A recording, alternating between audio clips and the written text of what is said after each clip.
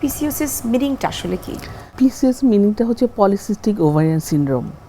তো আমরা আমাদের চেম্বারে প্রতিনিয়তই কিছু ইয়াং মেয়েদের আসতে দেখি, যারা শুরুতেই এসে আমাদের কাছে অভিযোগ করে তাদের মায়েদের সহ যে তার অনিয়মিত মাসিক।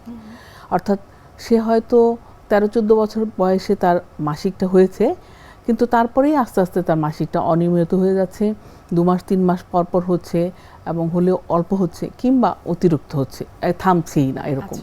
এবং পাশাপাশি যেটা হয় সেটা হয়তো ওই মেয়েটি কিংবা মেয়েটির মা বলছে যে আপা আমার মেয়ের ওজন বেড়ে যাচ্ছে এবং বিভিন্ন জায়গাগুলো কালো হয়ে যাচ্ছে, যেমন হচ্ছে যে ঠোঁটের উপরে কিংবা গলায় ঘাড়ে যে ভাঁজগুলো আছে সেখানে অস্বাভাবিক কালো মানে স্কিনটা পিগমেন্টেশন হয়ে যাচ্ছে, প্লাস ঠোঁটের উপরে ঘাড়ে তারপর চিবুকে লোমগুলো বেড়ে যাচ্ছে।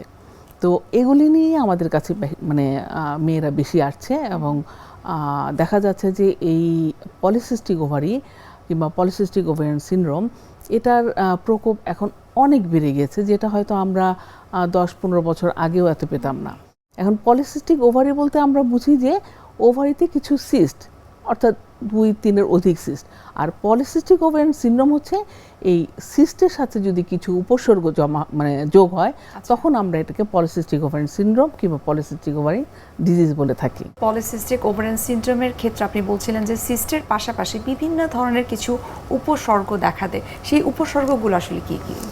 এই উপসর্গগুলোর মধ্যে এটাই যে অনিয়মিত মাসিক, তারপরে অবাঞ্ছিত লোম, হঠাৎ করে মোটা হয়ে যাওয়া, বিভিন্ন জায়গায় কালো কালো ছোপ ছোপ দাগ বা পিগমেন্টেশন, এবং যারা বিবাহিত তাদের বাচ্চা না হওয়া, এটা একটা ভয়ঙ্কর অবস্থা। অর্থাৎ ইনফার্টিলিটি হ্যাঁ দিকে চলে যায়।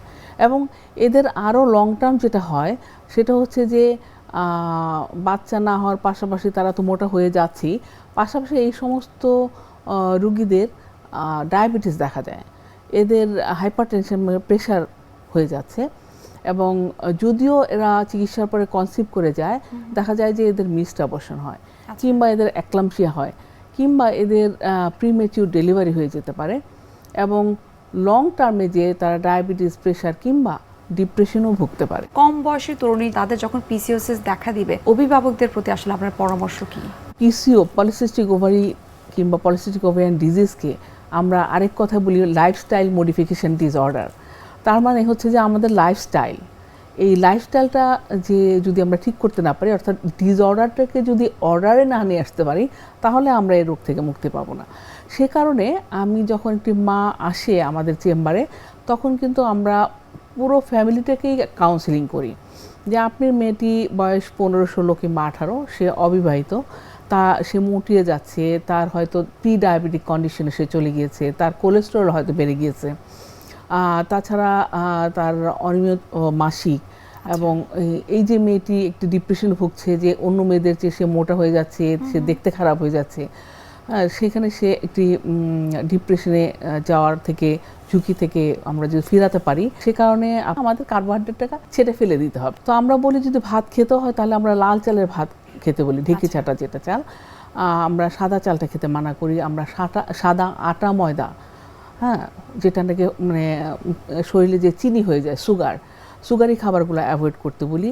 আমরা বলি বাইরের যে ভাজা পোড়া খাওয়াটা আছে, জাঙ্ক ফুডগুলো অ্যাভয়েড করতে বলি। আমরা কোল্ড ড্রিঙ্কস যেগুলো আমাদের অতিরিক্ত চিনি থাকে সেগুলো অ্যাভয়েড করতে বলি। আমরা রাত জাগা থেকে বিরত থাকতে বলি, আমরা একটু এক্সারসাইজ করতে বলি।